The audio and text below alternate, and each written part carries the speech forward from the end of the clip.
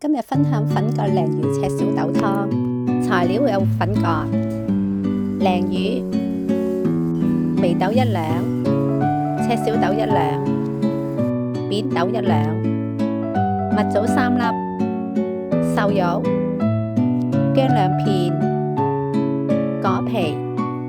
清洗嗰啲赤小豆、扁豆，清洗啲果皮，上咗6年嘅果皮咧就浸軟，咁就唔使刮鱗嘅。清洗啲蜜棗，用清水浸赤小豆啊、扁豆啊30分鐘，浸眉豆咧就30分鐘。嗰啲粉葛就切件，用生粉咧將啲清洗嘅瘦肉切片，放薑瘦肉咧就加酒辟味飛水，刮啲魚鱗，清洗啲鯪魚嗰啲黑膜啊同埋嗰啲血塊咧，洗淨嗰啲血水，將表面嘅魚皮咧嗰啲液咧就全部洗淨，放油。放鯪魚咧要清楚就煎，等全脆。煎至兩邊咧就轉黃色。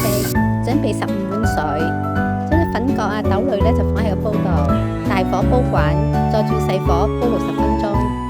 60分鐘後啦，再放啲瘦肉同埋鯪魚，大火煲滾，再轉細火，再煲30分鐘。30分鐘後咧，再加陳皮，煲15分鐘。